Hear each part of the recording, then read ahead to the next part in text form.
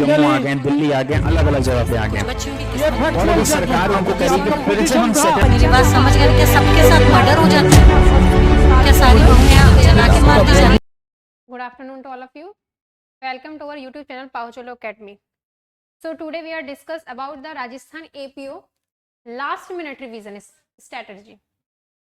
Last minute revision in the sense कि आपको पता ही है 3 मेजर्स 8 माइनर्स आ रहे हैं प्लस हिंदी इंग्लिश, लेकिन हम लास्ट मिनट में कैसे गेम चेंज कर सकते हैं, दैट इज इम्पॉर्टेंट. तो Rajasthan APO,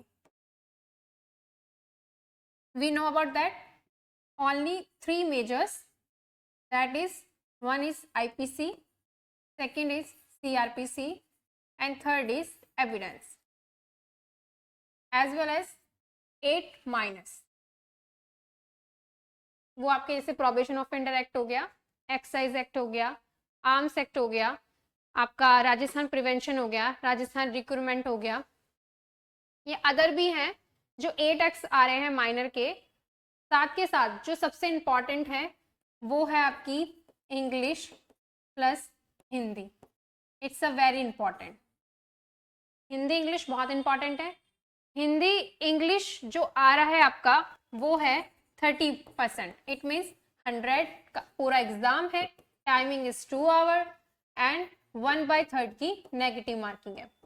1/3 की नेगेटिव मार्किंग पहले नहीं थी, लेकिन अब हो गई है क्योंकि इंटरव्यू हटा दिया है. तो इसलिए जो क्वेश्चन आता है उसे ही अटेम्प्ट करना है, जो नहीं आता उसमें तुक्का नहीं लगाना है, क्योंकि अगर आप करेंगे तो 1/3 की नेगेटिव मार्किंग है. हो सकता है आपने जो क्वेश्चंस किए हैं वो सही हो, लेकिन आपने तुक्के के चक्कर में अपना जो अपनी मार्क्स हैं वो कम कर लिए और मेरिट से नीचे हो गए.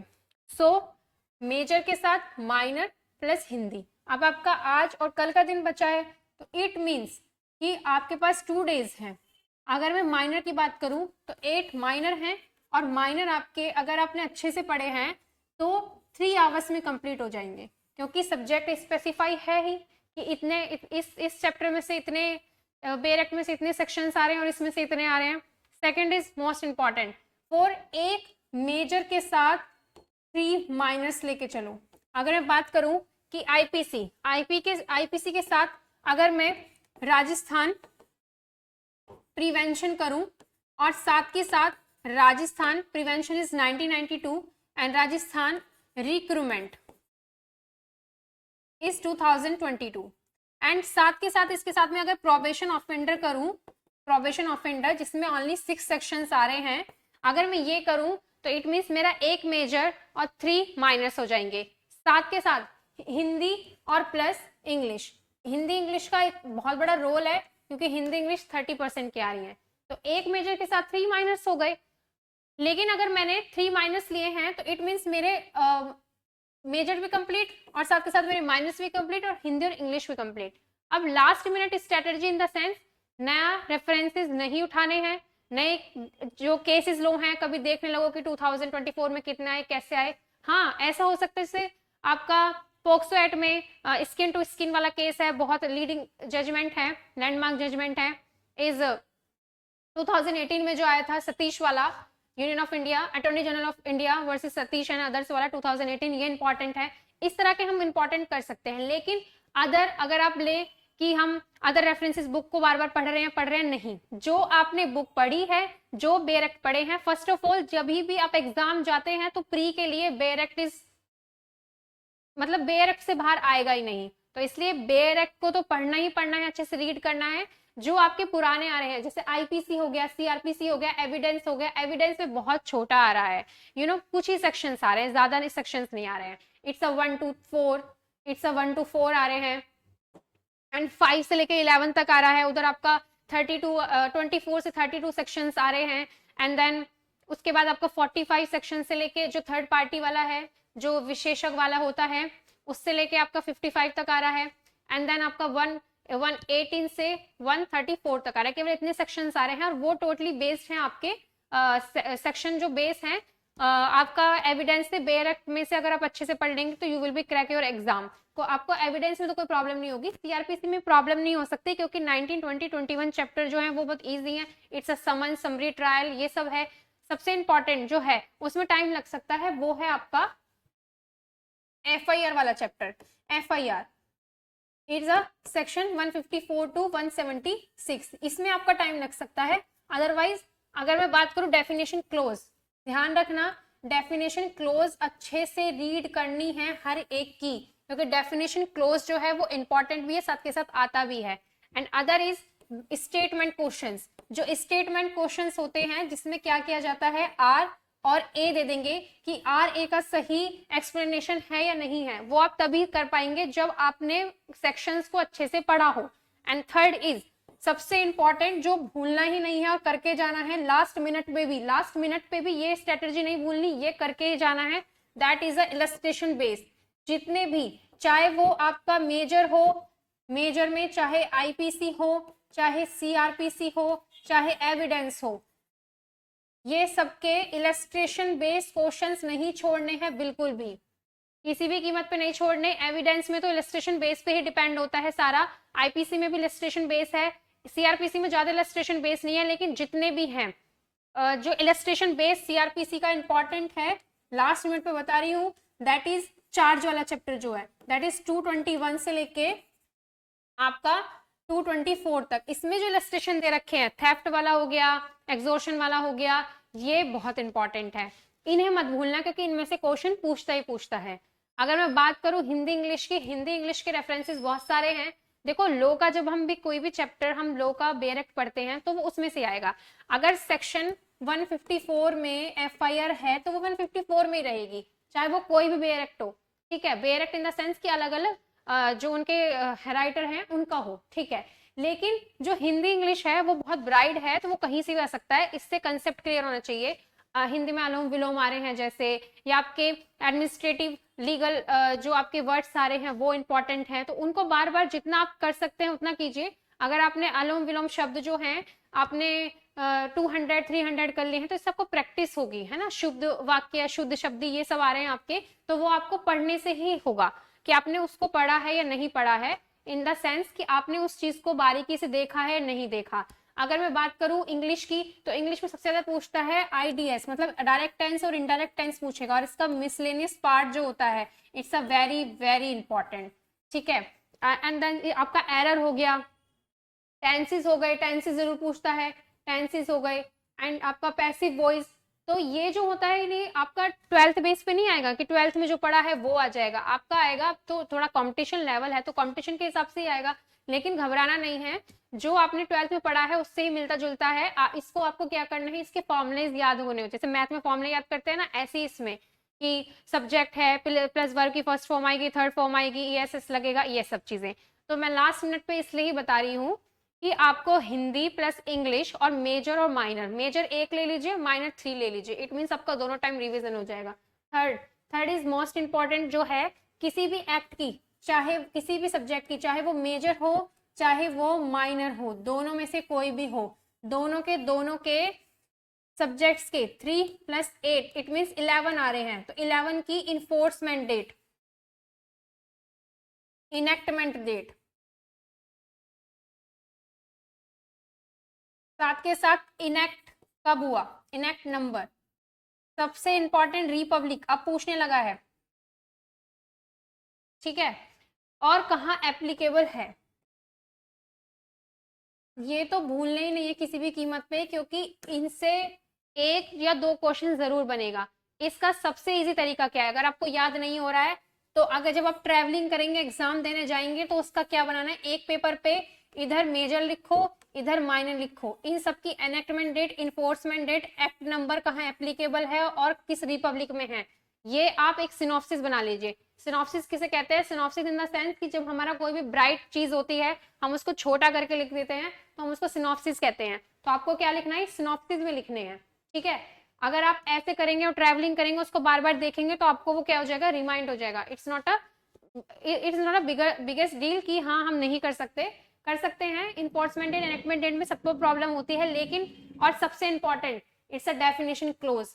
डेफिनेशन क्लोज के भी सिनॉप्सिस बना सकते हैं। डेफिनेशन क्लोज का सबसे इजी तरीका क्या होता है, अल्फाबेटिक तरीके से पढ़ना चाहिए।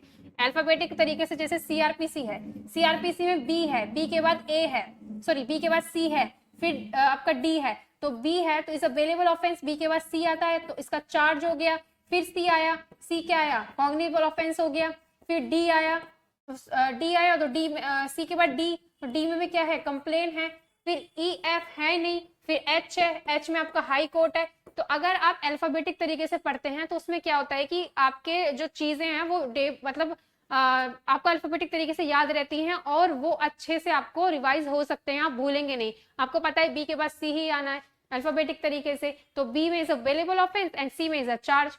तो सबसे इंपॉर्टेंट है, मैं फिर कह रही हूँ, सीआरपीसी का मोस्ट इंपॉर्टेंट टॉपिक एफआईआर वाला ही है, उसमें से क्वेश्चन बनेगा ही बनेगा। एंड अदर इज आपके जो आपका डेफिनेशन क्लोज है उसमें से बनेगा। तो ये चीजें लास्ट मिनट पे नहीं भूलनी है, it's a very important for your exam.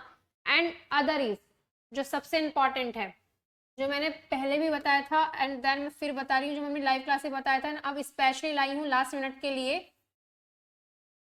नया रेफरेंसेस बुक तो पढ़ना ही नहीं है, फिर से कहूंगी इलस्ट्रेशन बेस्ड क्वेश्चन मत भूलना, illustration based is most important. और 2 दिन बचे हैं, 4 मॉक टेस्ट इजिली हो जाएंगे। मैं तो कह रही हूँ 2 से 3 लगाओ, 3 मॉक टेस्ट लगाओ, मॉक टेस्ट बहुत इंपॉर्टेंट है। प्रीवियस ईयर का क्वेश्चन पेपर देख के जाना, इससे ये आइडिया हो जाएगा कि आपने किस तरीके से अपना तैयारी की है। तो इट मीन्स आपके इलस्ट्रेशन बेस्ड क्वेश्चंस हो गए, आपके स्टेटमेंट वाइज क्वेश्चंस हो गए, एज वेल एज आपके जो इन्फोर्समेंट एनैक्टमेंट डेट ये करनी है, 2 से 3 मॉक टेस्ट लगाने हैं, नेगेटिव मार्किंग है, क्वेश्चंस को अच्छे से देखना है तो उसका आंसर देना है। अदरवाइज जिस क्वेश्चन पे कॉन्फिडेंट हो कि हाँ हमें ये आता है, उसको नहीं बार बार छेड़ना नहीं है क्वेश्चन को कि नहीं इसका ये हो सकता है, ये हो सकता है, क्योंकि 1/3 की नेगेटिव मार्किंग है। वो पेपर स्पेसिफाई कर दिया है, पेपर इन द सेंस कि आपको बता दिया है कि प्रोबेशन ऑफेंडर एक्ट है, प्रोबेशन ऑफेंडर एक्ट में आपको बता दिया है कि सेक्शन 1 आ रहा है, 2 डेफिनेशन क्लोज आ रहा है, उसके बाद आपका 6, 7 आ रहा है, 9 और 10 आ रहा है, केवल इतने सेक्शंस आ रहे हैं, ठीक है। तो आपको बता दिया कितने सेक्शंस है, टोटल इसमें 19 सेक्शंस हैं, लेकिन आ इतने रहे हैं, तो इट मींस पेपर का लेवल हाई हो सकता है पेपर। और तीसरी चीज जो मैंने बोला कि एनेक्टमेंट डेट, एनफोर्समेंट डेट इसलिए बोला क्योंकि क्या होता है, हर किसी स्टेट का अपना स्पेसिफिक होता है देने का एग्जाम, कोई इलस्ट्रेशन बेस देता है, कोई स्टेटमेंट बेस देता है, कोई टोटली सेक्शन बेस देता है। तो इसलिए पेपर 3 तरीके से बनाया जाता है, थोड़ा हार्ड फिर इजी, थोड़ा इजी फिर उससे लेवल का हार्ड, फिर उससे थोड़ा लेवल का हार्ड। तो इसलिए क्वेश्चंस को ध्यान से पढ़ना है, लास्ट मिनट पे होपलेस नहीं होना, कंफ्यूजन क्रिएट नहीं करना है कि ये भी कर लो वो भी कर लो। सबसे इंपॉर्टेंट है कि बस अपना रिवीजन करना है, जितना मैंने पढ़ लिया वो पढ़ना है। पेपर में बैठने से पहले 3 बात हमेशा याद रखना कि आई एम द बेस्ट, ये बोलकर बैठना, क्योंकि एक फॉर्मूला होता है अपने आप को कॉन्फिडेंस प्रूव करने के लिए कि हाँ मैं कॉन्फिडेंट हूँ, मुझे आता है। ओवर कॉन्फिडेंस नहीं होना, कॉन्फिडेंस एक अलग चीज है कि हाँ मैं कर सकती हूँ। First of all I am the best, दूसरा मैं कर सकती हूँ, तीसरा सबसे शांत एक डीप ब्रीथ लेनी और कहना है कि जो मुझे नहीं आता ना वो किसी को भी नहीं आता, ठीक है। तो इसलिए ध्यान से पढ़ना है एक एक क्वेश्चन को, क्या कह रहा है नहीं कह रहा। और सबसे इंपॉर्टेंट क्वेश्चन में अब पूछता है कि जो नहीं है, नॉट प्रूव्ड या रॉन्गफुल स्टेटमेंट, ये क्वेश्चन बहुत बार पूछा जाता है। अब डायरेक्ट नहीं देते, क्वेश्चन वही होगा, आंसर भी छुपा होगा क्वेश्चन में, लेकिन नोट लगा देंगे। तो वो आप तभी कर पाएंगे जब आप पढ़ते हैं प्रॉपर। अगर मैं बात करूं, SC/ST एक्ट है, SC/ST एक्ट में सेक्शन नंबर 3 है जो कि एट्रोसिटी से इंपॉर्टेंट है, इस अत्याचार, उसके जितने भी क्लोज हैं, चाहे उसका पार्ट 1 है चाहे उसका पार्ट 2 है, उन पार्ट्स को अगर आपने अच्छे से रिवाइज किया हो और अच्छे से देखा हो तो भी आप उसका आंसर दे सकते हैं, क्योंकि आपको 4 ऑप्शन देंगे, 4th में लिख देंगे उपयुक्त सभी। तो अगर आपने 3 अच्छे से पढ़े होंगे तभी आप उपयुक्त सभी ऑल ऑफ द अबव लगा पाएंगे, अदरवाइज नहीं लगा पाएंगे। तो कोई भी सेक्शन है उसे अच्छे से पढ़ना है, अच्छे से देखना है, जिसमें पार्ट्स हो। पार्ट मतलब अगर एक आपका जैसे पोक्सो एक्ट है, सेक्शन 3 है उसमें पार्ट है, सेक्शन 5 है उसमें पार्ट है, तो जिसमें पार्ट्स दिए रखे होते हैं उनको अच्छे से रिवाइज करना होता है, अच्छे से देखना होता है कि किसी भी पार्ट से पूछ सकता है। जैसे सेक्शन 11 है तो उसमें सेक्सुअल हैरेसमेंट है, सेक्सुअल हैरेसमेंट का जो सेक्शन 11 का जो सब क्लोज 4 है ना, पीछा करने वाला, स्टॉकिंग वाला, वो जरूर पूछता है, तो वो आप तभी तो लगा पाएंगे। और बाकायदा वो ऐसे पूछता है, सेक्शन 11(4) ऐसे लिखेगा, सब क्लोज 4, तो वो आप तभी कर पाएंगे जब आप अच्छे से उस चीज को क्या करते हैं, रिवाइज करते हैं, अच्छे से देखते हैं।